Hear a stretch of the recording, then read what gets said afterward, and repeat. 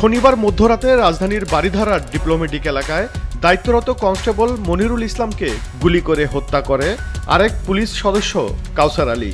পরিবারের দাবি, মানসিক ভারসাম্যহীন ছিলেন কাউসার। আমার ছেলের পরিস্থিতি তো মেন্টাল, সে ঢাকা পোড়া লোক জানে, ডিপার্টমেন্টের লোক, তারাই সে নিজে অসুস্থ হলে তারাই চিকিৎসা দেয়, আবার সে সুস্থ করে বাড়িতে সিসিনে তাদের আবার ছুটি কাটায়। সে মেন্টাল রুগীকে কেন ডিউটি দিল ভিআইপি জায়গায়, ডিউটি দিল কেন অস্ত্র দিল তো গুলি দিল কেন?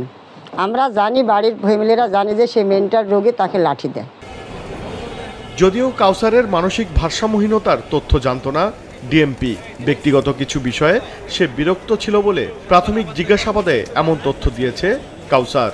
ওই হত্যার ঘটনার কারণ অনুসন্ধানে গঠিত হয়েছে 3 সদস্যের তদন্ত কমিটি। তার পরিবারের পক্ষ থেকে এখন যে কথাটি বলছে সেটি যদি কোনোভাবে আমাদেরকে জানাতো বা আমাদের নোটিশে আসতো, অথবা তার যে ডিউটি করা বা চাকরি করার যে প্যাটার্ন সেটির মধ্যেও যদি আমাদের সেটি পরিলক্ষিত হতো, নিশ্চয়ই আমরা সেটি ব্যবস্থা নিতাম। এখন 7 দিনের রিমান্ডে আমাদের কাছে আসে, আমরা কথা বলছি।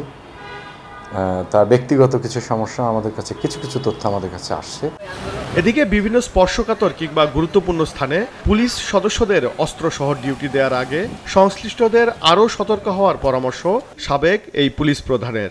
কোনো মানসিক রোগী নাও হয়, যদি বেপরোয়া টাইপের হয়, উগ্র মেজাজের হয়, তাদেরও অস্ত্র দিয়ে ডিউটি দেওয়া উচিত না। এগুলি একটু খেয়াল দেখতে হবে।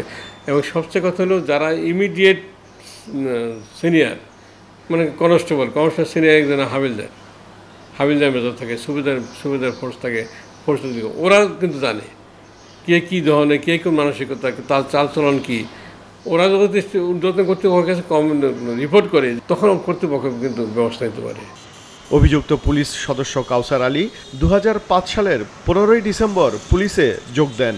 গত 22 মাস ধরে তিনি কাজ করছিলেন ডিপ্লোমেটিক জোনে। ওবায়দুল কবির, মাছরাঙা সংবাদ, ঢাকা।